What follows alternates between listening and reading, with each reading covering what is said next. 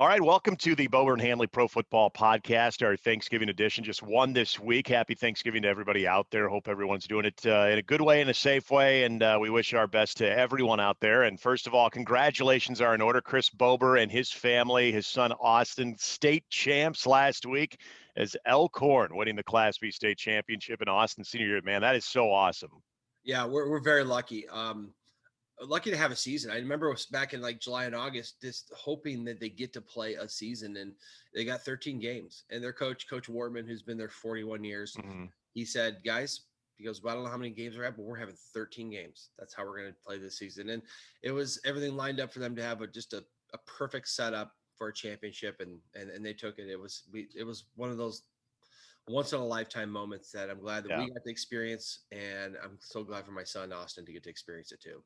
Yeah, that's very cool. And unfortunately, I couldn't play Memorial Stadium. But like I said last week, there was a time when you were playing at the home stadiums for the state championship game. Now, mind you, it was in front of a packed house. It's always fun. But I think you probably hit the biggest picture of this whole thing, and that is the fact that they actually got to play a season, got to hit the finish line of it, and winning the state title wherever you win it, whether it's in Memorial Stadium in Lincoln or it's at Elkhorn High School. I mean, it's a state title. These guys are gonna have those memories for the rest of their life, and just an awesome thing especially for seniors too, to be able to experience that. Oh, we loved it. We loved playing back at Elkhorn. We had a blast there. I think I honestly, I watched, obviously our game, and I saw other games on TV, and it was so cool to see these stadiums, especially the small towns. I mean, Yeah. people came from all over. So I don't know, maybe they keep it at the home stadium. I think it was pretty cool. I don't mind it. I'm telling you, like, I get it. There's something about being able to play in a big stadium and have, like, the Husker Vision production of each player. Like, that's really cool. And I know people who have done that and love it. But I also know people who've played in that state championship game at the home stadiums where it's just packed. I mentioned the experience in 1995 when Millard South played. A bunch of my buddies, I'm watching them play at the old Snake Pit in Papillion, and I mean, it's standing room only around the track. I mean, that's so cool. And I mean, that's an atmosphere right there. We're going to get to that part again. We're going to get to that point where we can have all those people back watching football games, packed into a stadium. So, look, if I had to vote, I'd say keep them at the home venues or the high school venues. But that's just me. I never got to experience a state championship in Lincoln in a Memorial Stadium either. So I guess I probably can't really speak on it. Now, a quick note: I did see the game that was on the C1 game up at Fremont Bergen, and that place looked pretty packed to me. Yeah. Yeah. Hopefully people are being safe. That's all we can ask for during this time, right? It's kind of funny because we only have one show this week, so we probably can't review a lot of last week. Yeah. I will say a couple things. The Eagles are officially dead to me. I've always hated the Eagles, and I hate them even more now because they chose not to show up at all. And I just can't believe it. Everyone was on the Eagles thinking, okay, this is a great spot for them. They should be able to have a better game against Cleveland. Mother Nature beat us up a little bit because the weather was bad. Then it was supposed to be good again. Then it went back to bad. And Cleveland just loves that stuff.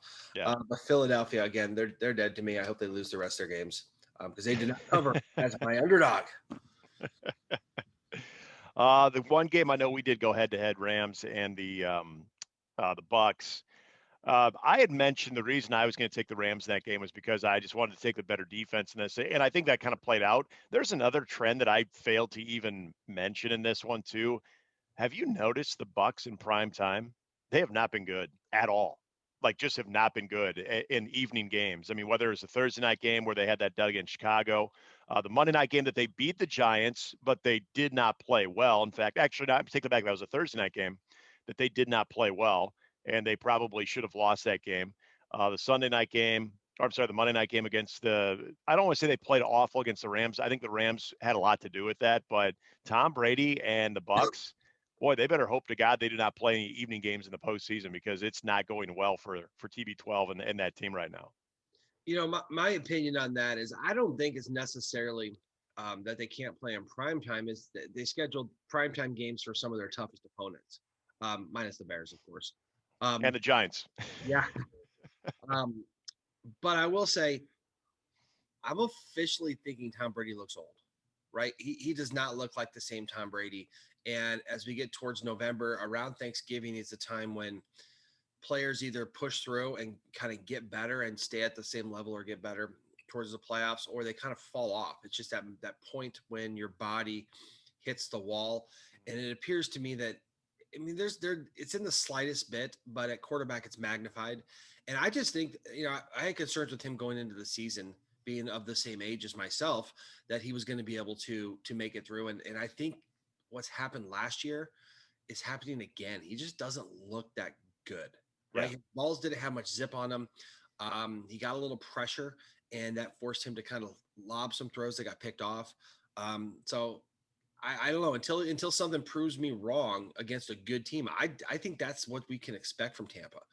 Putting that thing together of this dream team, it just turns out that I think that Tom Brady's not going to be able to play at a high level for that long, and that's kind of playing out. I thought this was a game that they were set up to do well, but I got to give it to the Rams. The Rams are tough, man. Going on the road.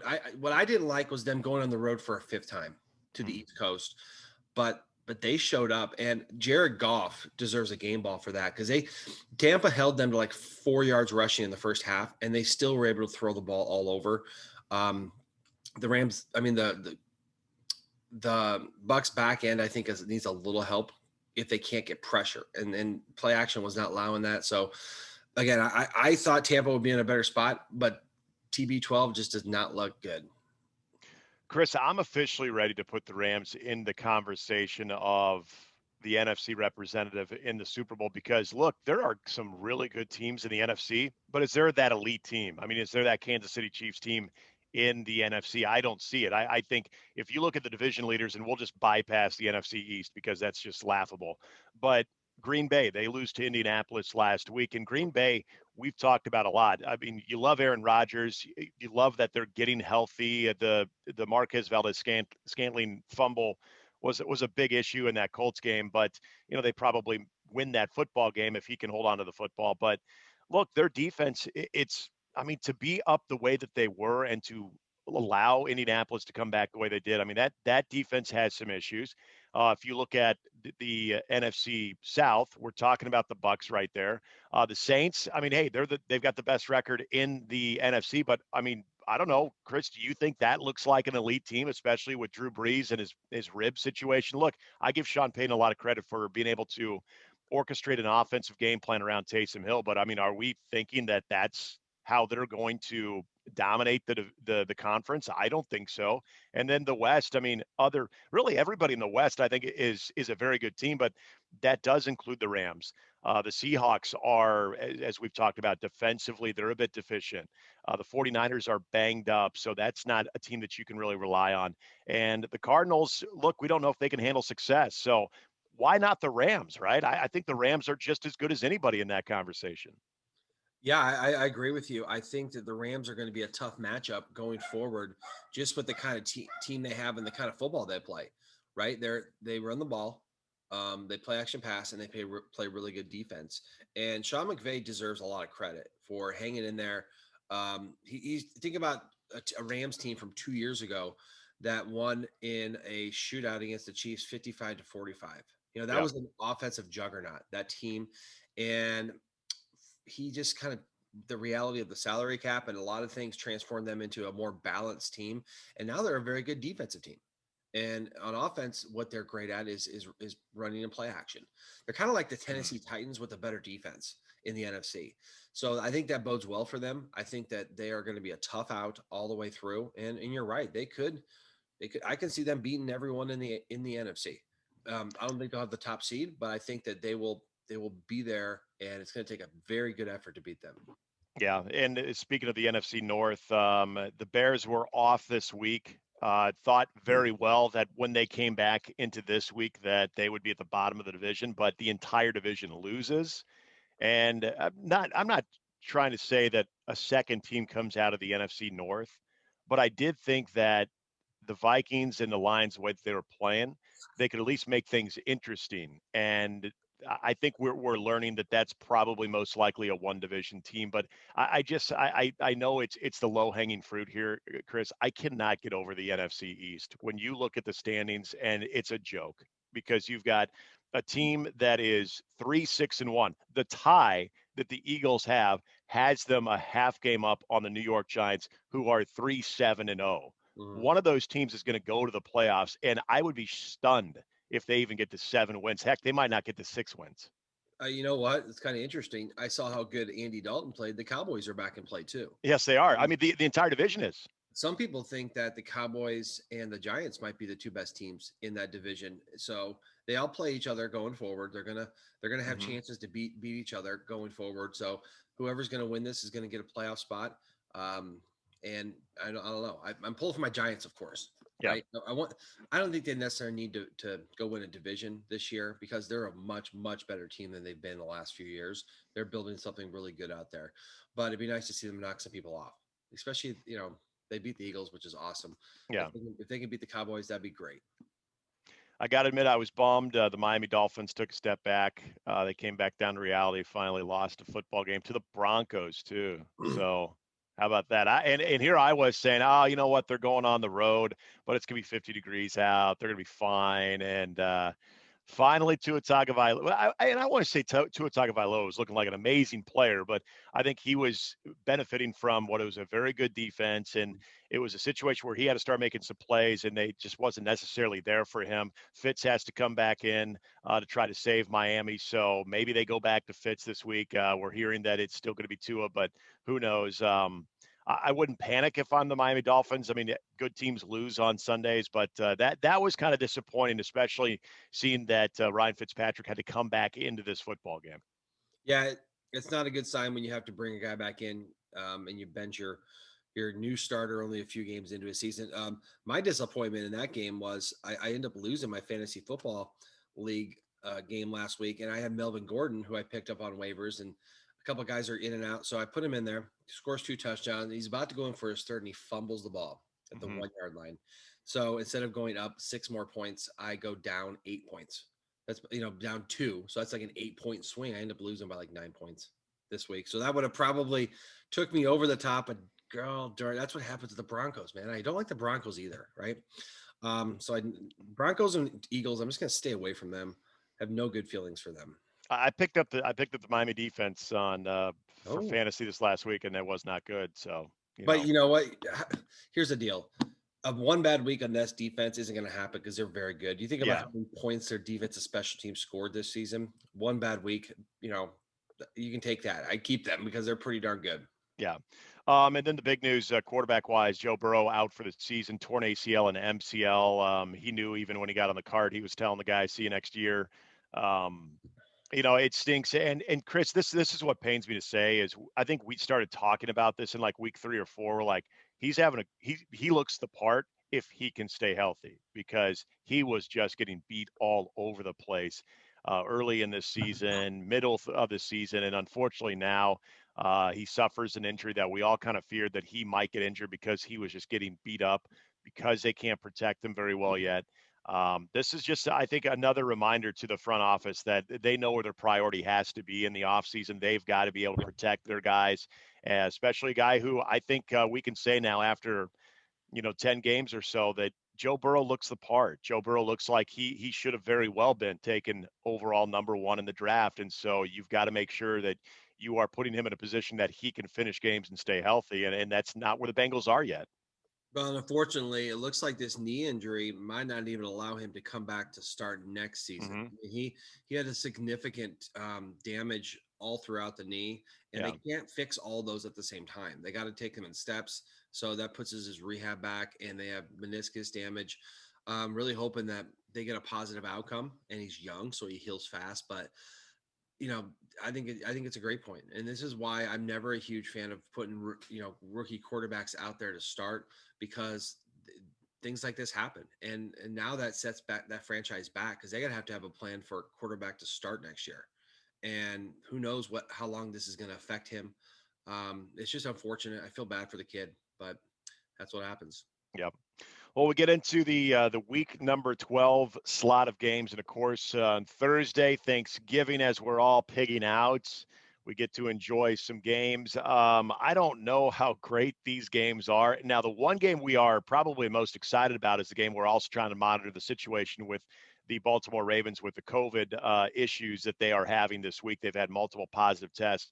I know the NFL is wanting to move forward on this. We'll continue to kind of see where Baltimore is, but that's the night game. But the two early games, you got the Texans Lions. Yeah, how about that? And then you get the Washington football team and the Dallas Cowboys. So unfortunately, you do have some bad football teams playing. Now, the good news is in that second game that those are two teams that are very well in the playoff hunt in the NFC East division. As you pointed out, the Cowboys are back in this. The Washington football team is back in this. Alex Smith, by the way, getting his first win. We should mention that too.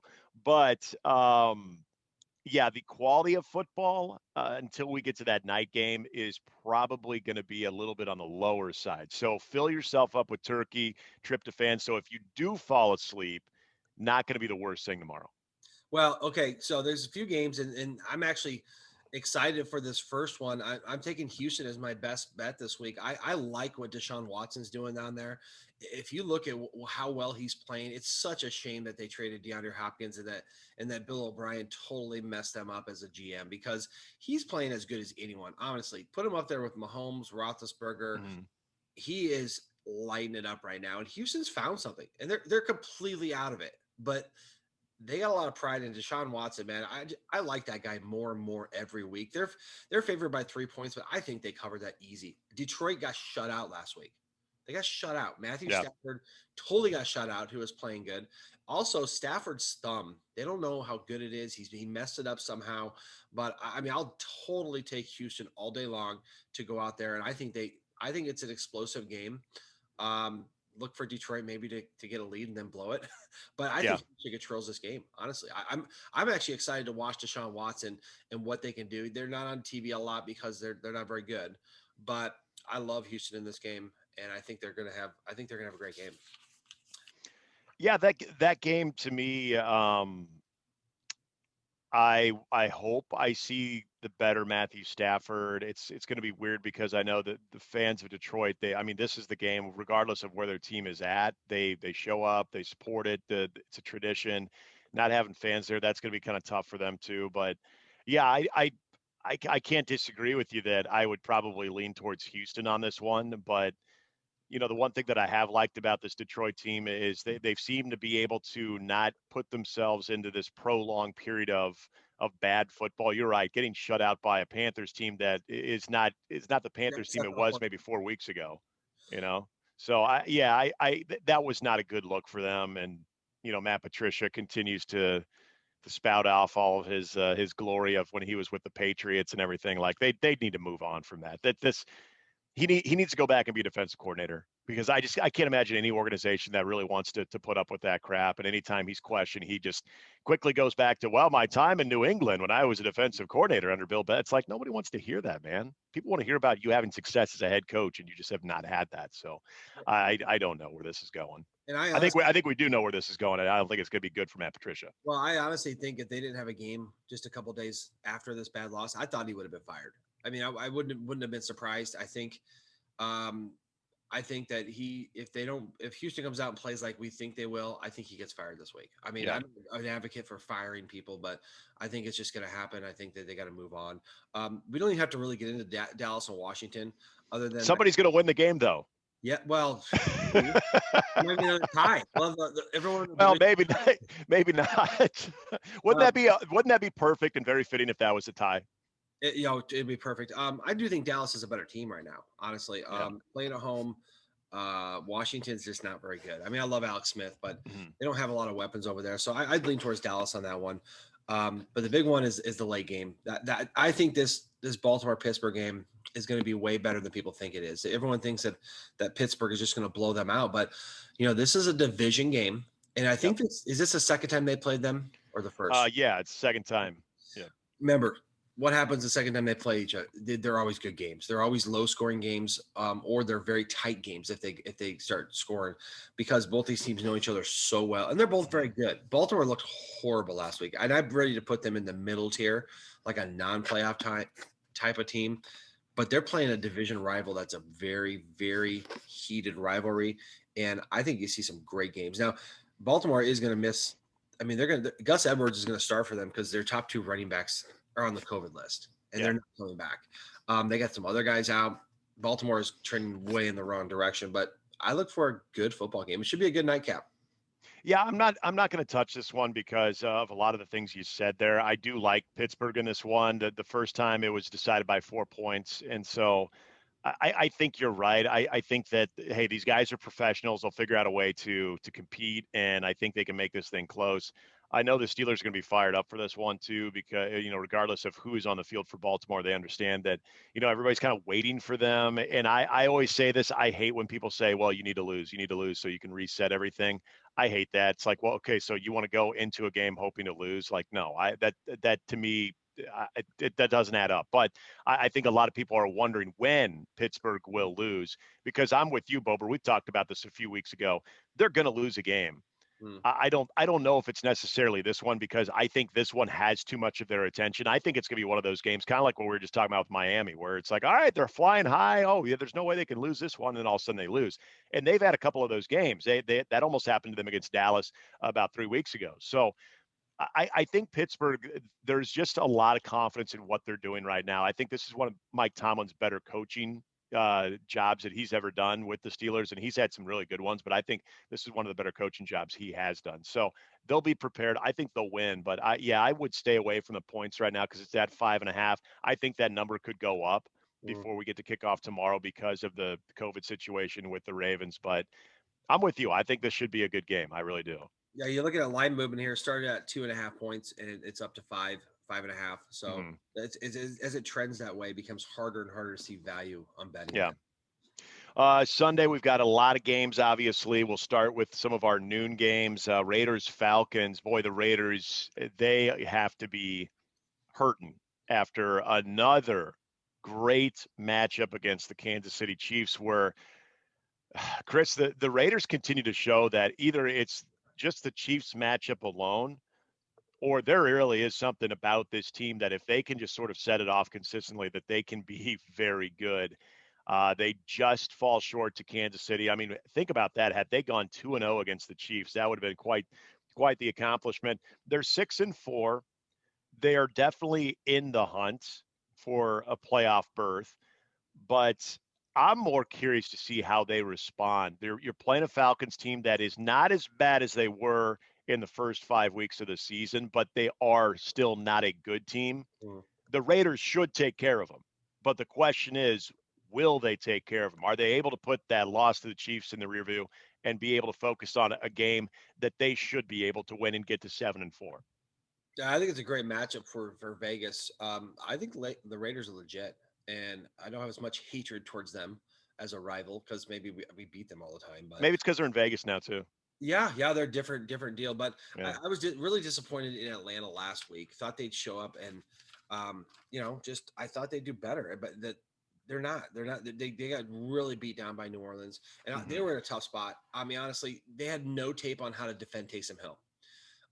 When we talk about New Orleans, that's going to be one of the negatives. Is now that people see what he does, they can limit what he does. But Atlanta did it. They were in a bad spot. Yeah. I still think Vegas is okay in this game. I mean, they do provide a very explosive offense, and on defense, they're okay, right? Um, the tough part is they got to go to Atlanta, where Atlanta typically does okay, and it's a little bit of a trip. But I'd say Vegas wins this game. I think that they're going to be in the playoffs, and they're a team that is going to play some good football. We'll see how good they play later in the year. It's just 3 points, so I like that line. I'm I honestly wouldn't I wouldn't hate that either. I'm not taking it, but I wouldn't hate that at all. That'd be one of my top five if Yeah, I'm looking at it. definitely lean that way. That's good Yeah. value there. I think it started out as a pick'em game and went up to Hmm. +3. Which is crazy, isn't it? It really is. I mean, I think either they're overvaluing Atlanta or undervaluing Vegas. I don't know. I don't Yeah. know. Bills Chargers. Two things I know. The Bills will win this game. The second thing I know is there'll be a moment in this game where the Chargers look like they are in it, or they're about to win the game, or they might even be winning the game, and it just won't happen. They'll lose in heartbreaking fashion again. That's how this thing is going to go because that's how the season's gone for the Chargers. And the Bills are a good team. The Bills again, they get sort of I think the backseat treatment in the AFC because of how good the Kansas City Chiefs are. And when you look at some of the other teams, like the Pittsburgh Steelers now undefeated, I know we keep talking about the Kansas City Chiefs as like the pinnacle right now, but we got to give the Steelers credit for being undefeated. The Bills are a good team though. And so I feel like they should be able to handle this game, but I do think that the Chargers heartbreak will probably continue some way in this game where they will just look at something in this game and say, gosh, that's where we could have won the game and we didn't.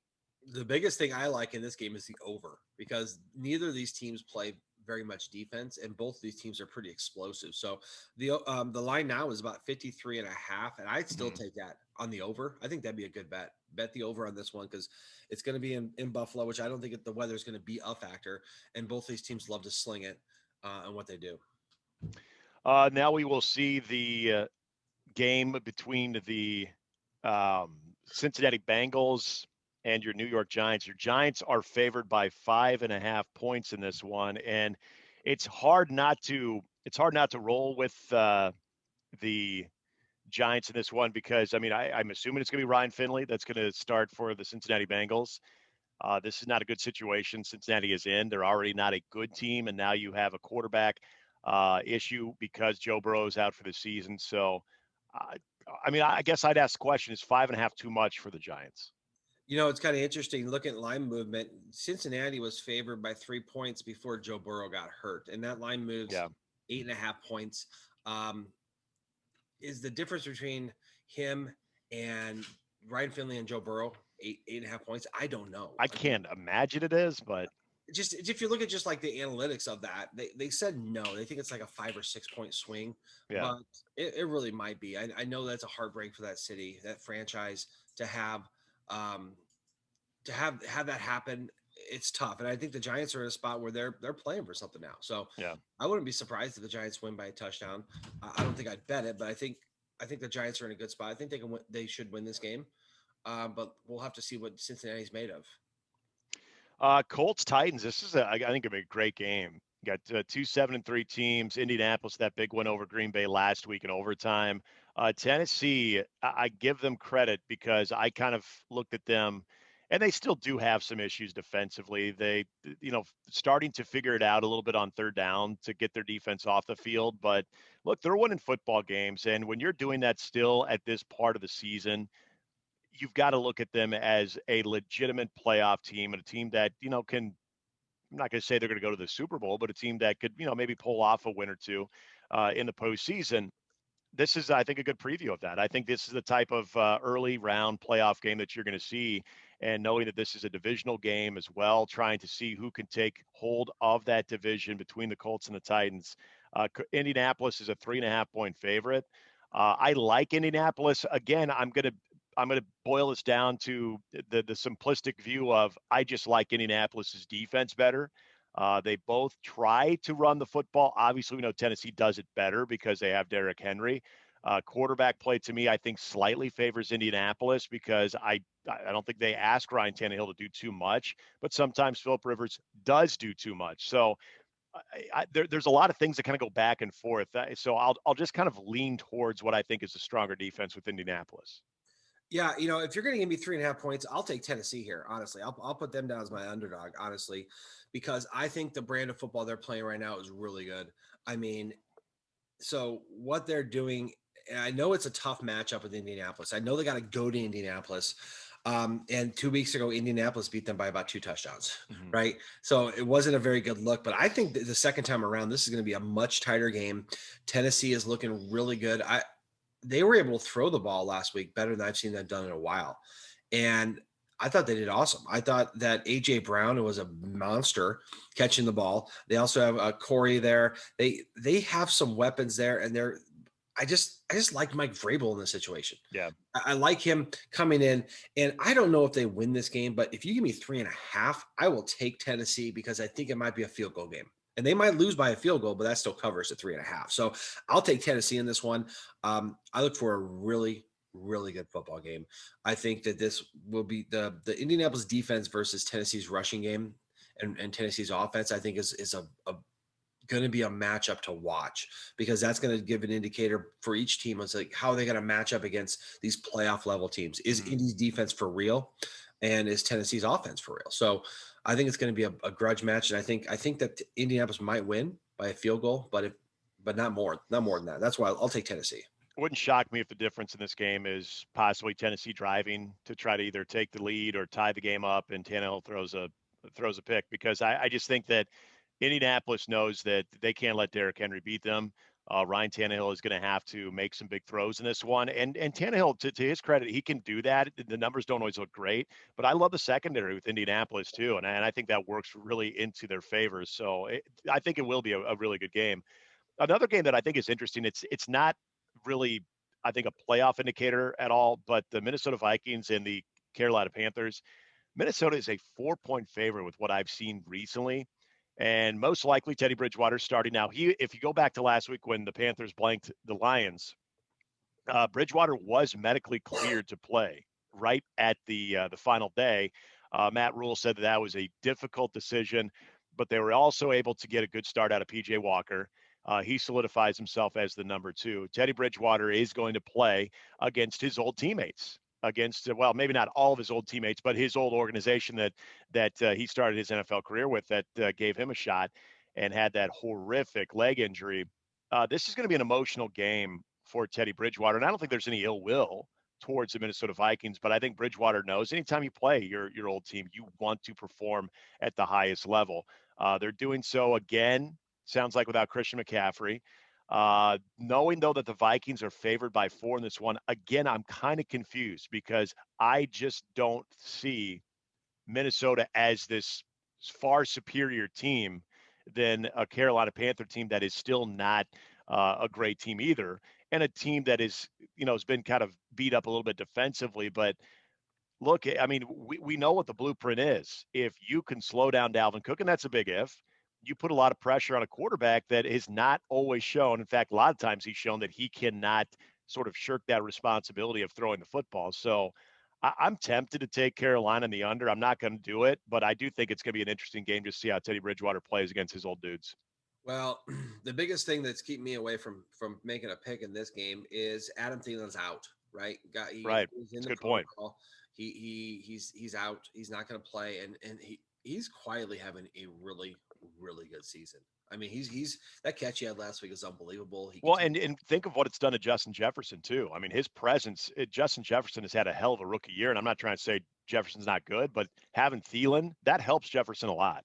Oh yeah, you got a real coverage towards Stealing because he's, Yeah. he's he's performing so well, and him out of that game I think hurts them a lot because they're going to have to rely on the running game, and uh, I think they'll know that they'll stack the box and try to make Hmm. Kirk Cousins beat you, which has not been a good role for him, and especially with Adam Thielen out. So I think it's going to be a good game. I think it's going to be a struggle for Minnesota if Dalvin Cook gets shut down. I think it's going to be a struggle.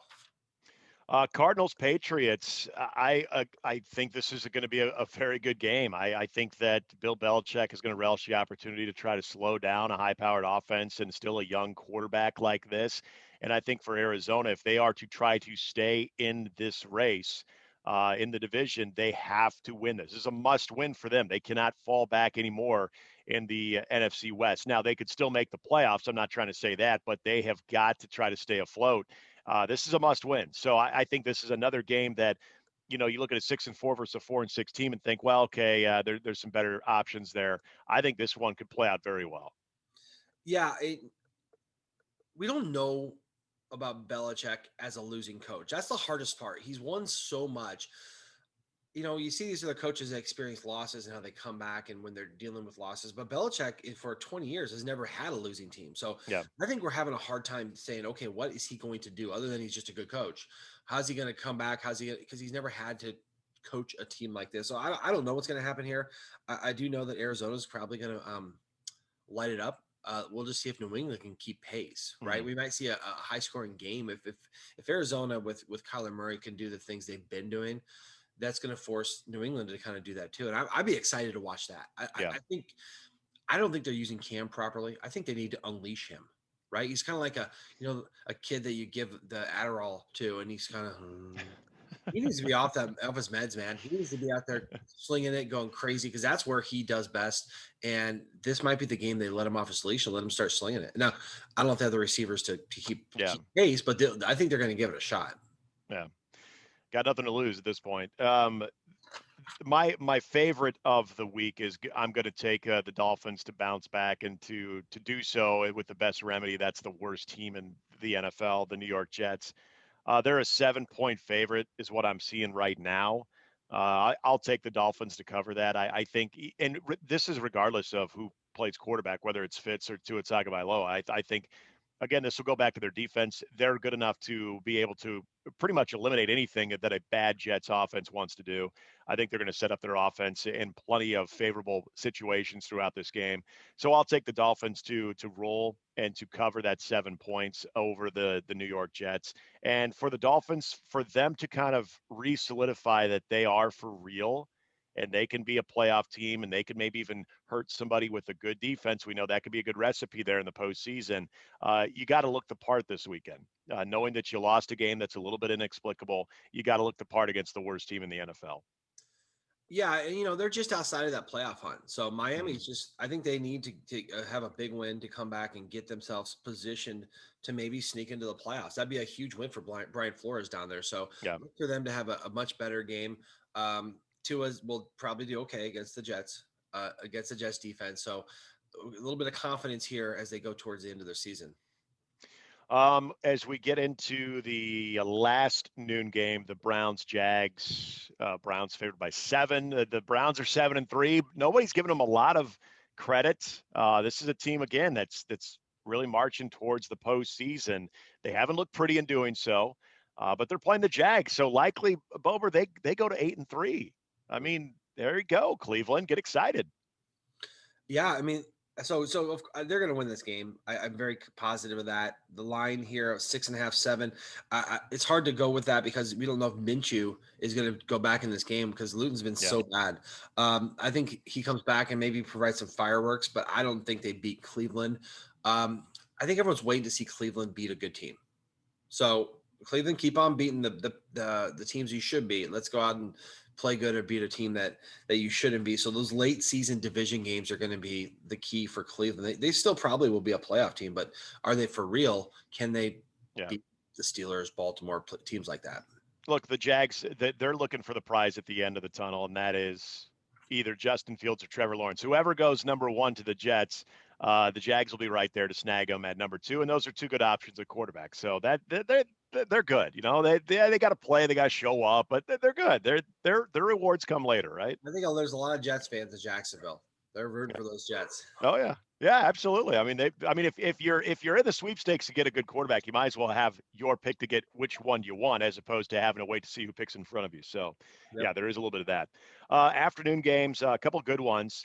I'll go with the best one, and that's the Chiefs Bucks game. The Bucks are at home. Chiefs are favored by 3.5 in this one.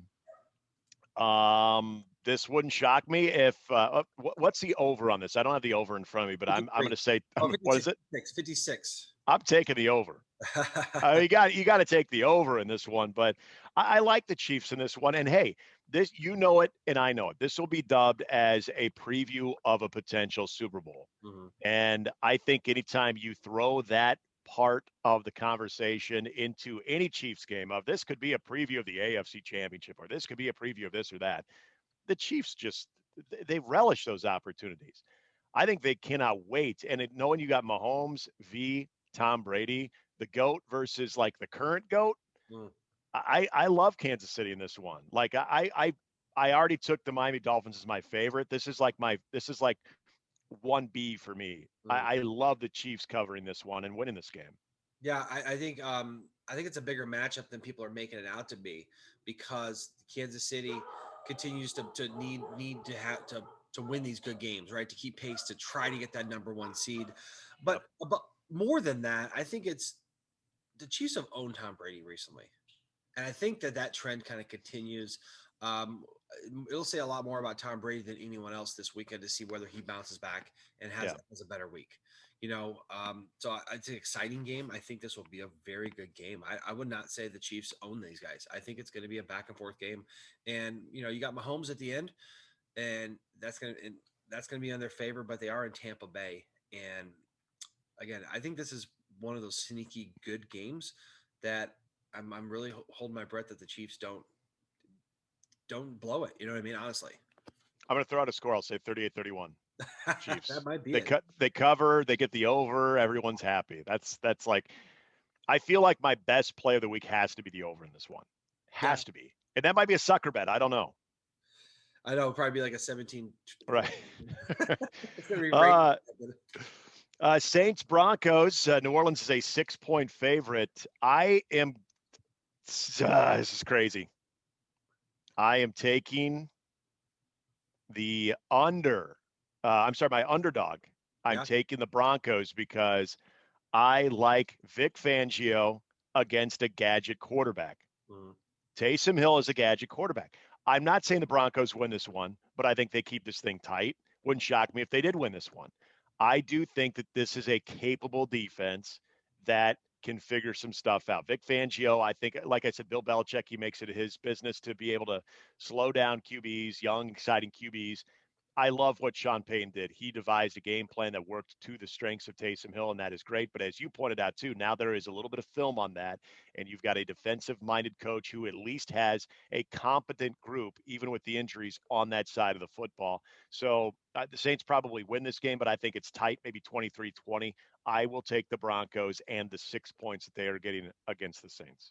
I think it's a tough spot for New Orleans to go up there, right? I mean, they kind of showed their cards when they went and Taysom Hill has a good game. But if you go and look at some of the stats on this, he did okay and he had some explosive runs. But there's some key moments in games like this where he didn't do that well, right? I mean, he was not a huge conversion of third downs. He didn't pass the ball particularly well. It was more gadgetry, more Yeah. setup like play action stuff. And again, they got to go up to Denver. Denver's such a tough place to play, right? It's tough to go up there and go be a quarterback. If they had a crowd at this game, I mean, I Yeah. think I take Denver all day long. I mean, seriously, but I think it's a good pick. I like this spot for them. I think Denver performs well. Maybe New Orleans figures out how to win. The one thing to look at is New Orleans is playing a very, very good brand of defense, right? Mhm. So Yeah, they I are. can I can almost guarantee that Locke throws a few interceptions. Yeah. But is it enough for New Orleans to cover the spread? I don't know. The final game of the afternoon slate, Niners Rams. Rams are a 7-point favorite. I think they probably cover the Niners. Again, there's just only so much you can do with a gouged roster with the injuries that they've had. And the 49ers are just kind of one of the true, unfortunate stories of the season that I think we saw when they were healthy at one point that they were really playing good football, but you just can't, you can only overcome so much. So I think they're trending in different directions. Rams are really looking good, and the Niners are just doing what they can. So, I mean, maybe the Niners, pull off a situation where they cover, but I don't know. I think the Rams win this game. I can't see them losing. Yeah, going to LA, that's a tough one. They do have some COVID guys out there in San Francisco. Again, a division game, a second division game, I try to stay away from because it's going to be tighter than people think it is. Just because these two teams do know each other. Yeah. Rarely do you get blowouts in this situation, but the Rams are trending in the right direction. It'd be nice for them to have a game that they can win a little bit easier than the struggles they've had recently, or the tough games they've had recently. Oh, the Sunday nighter, Green Bay taking on the Chicago Bears coming off the bye week. Most likely, Chris, haven't been confirmed, but Mitch Trubisky is probably going to get the start, even though Foles is healthy, Mm. that hip pointer and all. I don't think it matters. I think it's like, you're cleaning out the rat droppings in the warehouse. It's going to be blown up the next day anyway, so it doesn't really matter, right? Uh, 8.5. That's probably good enough for the Packers, but I'll say this: the Bears, they've when you have a defense the way that they have, you can sometimes make some things interesting, and maybe that's where I would stay away from the points on this one. I have no doubt whatsoever that Green Bay wins this football game. It's just a matter of by how much. Maybe the defense can keep it a little bit more sloppy. Maybe they can get a score or something. I don't know. The Bears, Matt Nagy was. There was a lot of word salad this week talking about how, you know what, they found some things in their self scouting, and there were some things that were working early in the year, and then now they've noticed it's not working, and so they've diagnosed the issues. Like, it's gonna be a different Bears team. It's like, come on, man. I mean, I could appreciate the effort, but it's all word salad. We know what this offense is. We're not blind. It's just not good, and it's not going to win you football games. Yeah, there's not a whole lot for the Bears to lean on in this one. It looks like it's going to be good weather, just a regular game up in Green Bay. Going to be a little cold, uh, but yeah, I don't know. The Bears are kind of at this precipice right now where they're going to have to go in a direction at some point, and I don't know if they can have any sort of chance against Green Bay in this game. I mean, Green Bay playing at home off a loss. Yeah. Wow, I don't think that there's any chance that I think they come out and like they're up 21 nothing in the first quarter. They Yeah. might be. But yeah, hopefully it's a good game, something worth watching. It's on national television. Another chance for the Bears to embarrass themselves. I cringe. Thank goodness this is the last one that they're going to be on national television. All right, Monday night, Seahawks, Eagles. I mean, come on, Seahawks. If you lose this game, if you don't cover this game, then you are not worthy of getting to the postseason. The Eagles are terrible, right? I mean, that's how this one plays out, right? Or do the Eagles all of a sudden show them like, yeah, we'll win this game? I don't think so. In all honesty, there's nothing to point to that says the Eagles should do better. They have major issues. I mean, I think it's kind of funny how these Andy Reid disciples in Philly and Chicago both are struggling, right? Mm-hmm. And I wouldn't have predicted it because I like them as coaches, I like them as guys, but both of them are just. I mean, Wentz is not in a good spot. I No. don't know what's wrong with him. I don't know if they're not using him right. I don't know if he's got an injury. I don't know if he got dinged in the head because the guy that I saw playing so long that's just so dynamic, it does not make this many bad decisions. It's just Yeah. spiraled out of control for him. And then after that, they don't have a lot of else to go to. Right? They got a lot of injuries. They got a lot of guys back, but they're still kind of down on their when it comes to talent. And Seattle's just a better team, and they've Mm-hmm. had 10 days off. The last time they played was Thursday, so I would say that I think it's 5 now. I think they cover that easy. I think Yeah. Seattle just kind of handles this, and it's a boring Monday night football game. I'm hoping they get Chris Carson back because I need him on my fantasy team. Please, please, please. I gotta go. I gotta bust over. I gotta get something done in fantasy because I may not make the playoffs. So Well, I'm 8-3 now, which is okay. I lost last week, yeah, you're fine. but who knows? I mean, you try to put your guys out there and half them do awesome and half them do horrible. So Any given Sunday, Chris. Any given Sunday, not just in the league, but in fantasy football as well. yeah, I hear you. I hear you. One other thing before we kind of wrap it up, there was some news that came out. Looks like Mike Glennon's going to start for Jacksonville. Oh, the neck. The Yeah. neck is going to start for Jacksonville. Oh well, let me revisit that game now. um, You know, when I hear his name, that just adds to my frustration to the Ryan Pace quarterback parade in Chicago. And they thought, hey, you know what? The heir apparent to Jay Cutler is going to be Mike Glennon. Oh, you know what? We're also going to get Mitch Trubisky. Like right there, that tells you Ryan Pace's ability to evaluate quarterbacks and to bring them into an organization. So anytime I hear Mike Glennon's name, I get pretty fired up. well, I will give you credit to say this and have some solace in it. You're always you never have that right quarterback until you get that right quarterback. And I mean, go look at what the Broncos have done. Look at what so many other teams have done and trying. Chiefs, look at the Chiefs trying to get quarterbacks for decades. You Yeah. know, then you land on one and you're a genius. But I just don't think it's going to be Ryan Pace that does that. Yeah, Chris, I got to still go to the days of a guy I never even watched play, Sid frickin' Luckman. That's what the Bears have. Okay, I mean we did have the punky QB and Jim McMahon. He was okay, but I mean Sid Luckman. That's like the last like elite quarterback they've ever had. That was So, like in the 50s. yep. Well, all right. So it looks like we got a couple good picks. I got Houston and Tennessee. You got Miami and Denver. So, Yes. all right, man. Let's have them come through. As long as I'm not relying on the Eagles, I'm happy. Yeah. Eagles. The Eagles. Yeah, that's your own fault. I did. Bober, have a great Thanksgiving. Give your best to your family from ours, and look forward to talking to you next week. We'll get back to two next week, but yes, enjoy the holiday. Again, congrats to the Elkhorn Antlers and your son Austin on the state championship. All good things to celebrate here on this Thanksgiving week. Yeah. So next week I'm gonna start my diet because I'm gonna eat a lot this week. Yeah, we all say that, right? I think I got a Nordic track coming too, so that I There you have go. no excuses. Peloton. All right. All right, man. Happy Thanksgiving. All right, you as well, man.